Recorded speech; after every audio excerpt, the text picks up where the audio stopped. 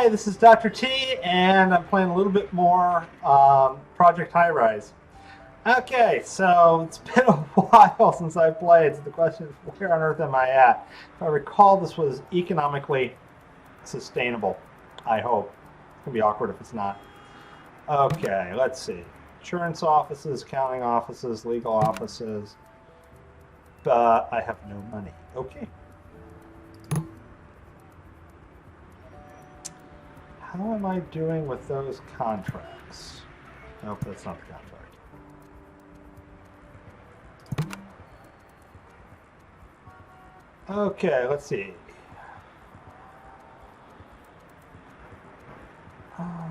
There, sustainable commercial property.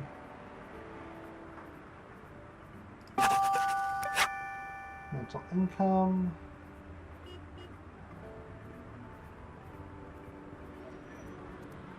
Small offices. Okay, let's go for a couple of contracts. It's going to give me a couple more bucks. Oh, wow. Actually, all I need is one more creative. That might be useful. Creatives. Oh, let's run a lease. And so this will give me there. Oh, wow. I'm actually going to get both of these pretty quick. Okay, this is something to look around, see if you've got free money just lying around. But yeah, actually, this makes an interesting point I want to talk about. As I'm looking at these guys. Oh, hey, somebody moved in. Yay, I got money. Okay, so when I'm looking at these guys, when I'm looking at, which ones are going to pay me the most money, when I'm looking at these, obviously the more things they're going to expect, the more money they're going to want. So, like, Ronald K over here is going to expect file storage services, which I don't have. And he wants bottled water service, which apparently I have somewhere. Oh, there it is. Whereas, this legal guy's going to pay me a bit less, but, has a little bit lower expectations. Speaking of expectations, let me check my power lines.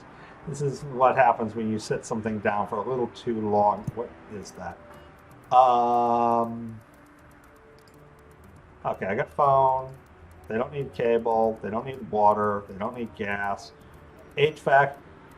One thing I always loved about this one is the HVAC's only for the hotel. I'm sorry, I have an office. I want air conditioning. I really wonder when this game's supposed to actually be set. Because, today you always, of course, want HVAC. Okay, but the thought here is, okay, so, I need supplies need resources in order to get these people to move in. Okay, they'll hopefully get somebody there. How much money do I have? Oh, I got actually a pretty good amount of cash. So let's go ahead and build some floor.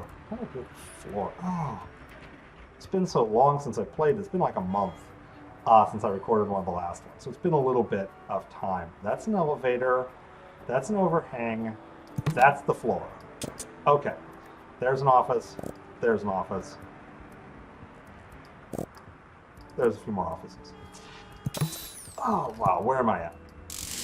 So I need resources to attract people. Otherwise, they're not going to want to come in. And, I don't blame them at all. Okay, did I get the creative? Got the creatives. Okay, are they going to move in? They're going to move in. Yay, there goes my next contract, which means I need to look for some more money. Which is not that button, it's this button. Okay, basic offices, that's going to go pretty quickly. 100 people. How many people? I have 51. I don't want to go for that one. 300 more. Both of those are going to take me a little bit to get to. I'm going to wait and see what else I can get.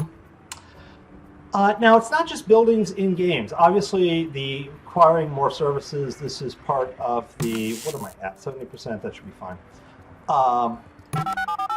This is part of the leveling mechanic. So you're not thrown with everything at once. I can't build any old office I'd like right up the front. Otherwise, this would really, it would become a much more difficult game to play if that was the case. But this also mirrors real life. If I, want to get a job or something, I need what's called human capital. The reason that someone would want to employ me or someone give me money that, or why I can demand certain amounts of money or considerations. And of course, that's typically, skills. So, I've got certain sets of skills and hey, people find those valuable to a certain degree. Obviously, not infinitely so. I wish that was the case, but not quite. And so, okay, so I've got a series of skills. This is the classic one for anyone who's going to be kind of my student's age. Ooh, I can build an office. Ooh, I can build some big offices, but I'm going to wait on that. So anyone that's kind of my student's age, they're going to be, they're building skill sets. So, you get through high school and, okay, now what? It's tempting just to quit and say, okay, I'm good enough. But the problem is with these skill sets, it's the more folks that have a certain skill set, the less valuable that is. So if I can, say, move something from one end of the room to the other, well, most people can. So I'm not going to be able to leverage that much, payment for that. But hey, if I've got some, very specific skill set, like, probably, like one of these legal guys. Let's go for a legal one. Then hey, this will go great. These lawyers here presumably have certain sets of skills. They've done certain things. They've got training. And of course, the way you do that is you get training after high school. Now, in the case of the lawyers, that was probably, the lawyers the one they just put down. That was probably 4 years of an undergraduate degree plus another couple of years getting their law school. Hey, I got money. That's nice. Let's see if I get any new contracts. Speaking of lawyers, incremental income, rent revenues. Okay, I'm not getting that much rent revenues. I'm gonna dawdle on those. They're nice, but I'm still a ways away from them. Okay, so they would have gone to law school, passed the bar, etc. So they've got skills that I haven't spent 5-10 years acquiring. Honestly, probably more. And then on top of that, certifications, bar approval, or whatever lawyers call that. That's going to then give them resources that I don't have, so they can do things, and thus demand a higher fee. Lawyers are famously expensive, although it's not quite. Depends on the type of lawyer, depends on how much money you make, kind of scenario. So the classic problem, I guess I always see, or kind of the debate I always like to get in, this is kind of where I'm going with this video, is this idea of people like, oh, you don't need to go to college. You don't. I teach at college. I teach mostly first year, but a few other courses. And, there's a good number of my students that honestly shouldn't be there. They would be better suited doing something else. But what everyone does need is some of that human capital. Otherwise, you're not going to have the resources. You're really not going to have the best life you can live if you don't have the resources out there. And you're going to, for most people, that human capital, not everyone, for most people, that human capital is going to come from, almost got a spot here for an office, is going to come from skills you develop and certifications. So a degree is going to be a certification, not really, it's a degree is a degree, but it's a piece of paper that says, hey, I can do something, or I've changed something. But that's not the only thing you might want to go for. The skilled trades, a lot of those great certifications really gives you lots of human capital, definitely particularly useful to go for. And speaking of useful to go for, it looks like I'm probably going to have to find some file storage services or the cable TV. I do not want cable TV. It's just one more thing to put in the building. Let's see. Ooh, these guys will do it. Okay, so I'm going to put you in. But yeah, so, nice skilled trade, something that's particularly useful. Stopping at high school, or heaven help you if you stopped before, that's really not going to cut it. Now, the other couple of points is, okay, so you're going to go try and build some human capital. Well, what else matters? Well, you need a skill that's not everyone has. So you're not looking for, a skill set that, it's very, very common.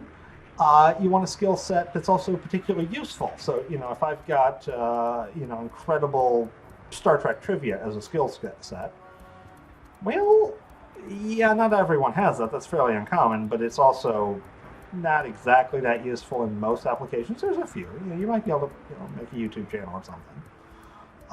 But it's not the most useful. So you got this interesting balance. And of course, the more useful something is, and the more obvious it's a valuable skill set, the more folks are going to go into it. So that whole competition thing comes by. This is an interesting one I see with biology versus chemistry, and of course there's a rivalry. It's a nice friendly rivalry. Just waiting for room to get my next office in. And biology departments are always much bigger. And I kind of want to nudge over the students and going, yeah, but you know what, a chemistry degree is a little bit less common. Yeah, it's a little bit harder to get, depending on your definition of hard. Everything is different for everyone. But students view it as a little bit harder, and in some cases it is, not all cases. But less people have a chemistry degree, and that might be able to be useful for you, when you're looking for different jobs, etc. Other thing I always like to bring up to kind of students is, okay, well, what about the quality of the school? Well, a couple of deals. One, almost got this wall done. I should speed this up. There we go. Look at my office. For starters, schools don't really have rankings. Yeah, all these groups try and sell you these rankings. This is marketing. The quality is not with the school. The quality is with the department. Now, that said, typically speaking, a school that typically has very good departments will typically have very good departments. So, if you go to Harvard, odds are, most of the departments are pretty good. You go to middle of nowhere, hit or miss. That's it. There's some middle of nowhere schools that have really good departments. But also the other thing is with those, the quality of those. So of course, the prestige of the department, that's going to value you. That's going to add some value to your human capital, at least to some degree. But you've also got other deals like, well, how much did you develop your skills?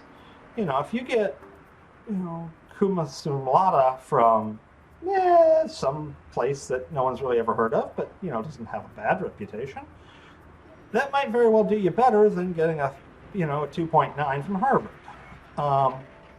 If that school is going to have resources that'll be better for a particular student, then you know what, that's probably a good deal. Not to mention, you have to pay for capital, and this is all an investment. So if you're going to pay thousands upon thousands of dollars to go to some fancy school, well, the return on your investment may not be worth it. Speaking of return on my investments, I'm going to have to advertise for some stuff. I don't know. I'm going to move for more lawyers. I'm going to go ahead and advertise. And while I'm doing this, I probably should put on another floor. So I'm talking with students. Usually my thoughts are, okay, well, what do you want to do? And with that, when you're picking your school, what school meets the needs of that individual student? Other schools may have better support options for you than the classic prestigious ones. A lot of the prestigious schools are prestigious not because of how good they are at teaching, how much they build one's skills. It's by the minimums it takes to actually get into the school. If you only let in students who are extremely academically talented, and hey, you're going to have a bunch of academically talented students, you don't really need to support them as much.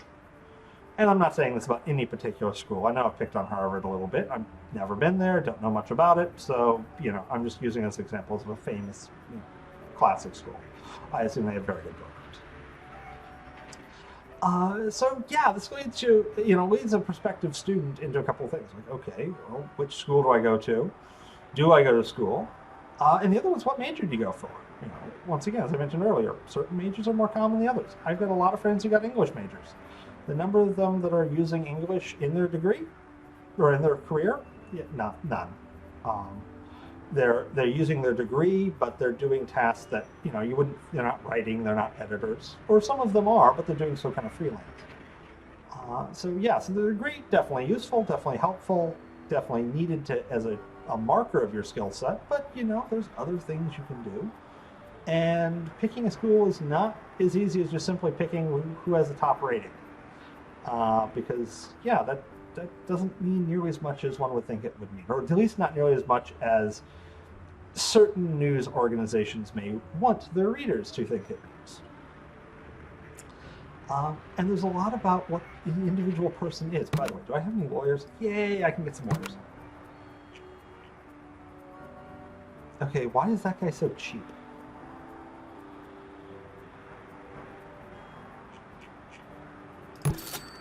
Yeah, I'm going to go for the one that pays me the most. Let's just be honest. Okay. So at this point, looks like my building, I need to build up some more capital. So I probably need to get some restaurants down here to start attracting those mid-sized offices, because if I recall, those guys like some restaurants. And if memory serves, it's a little bit more interesting to figure out what that is.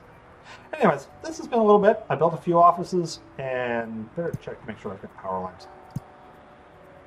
Power, phone. Ooh, don't have phone. Yep, that should make them happier. With that said, hey, I got money. Sweet.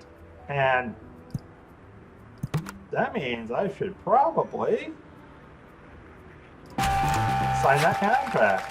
Yay. Okay. Well, with that said, have a wonderful night.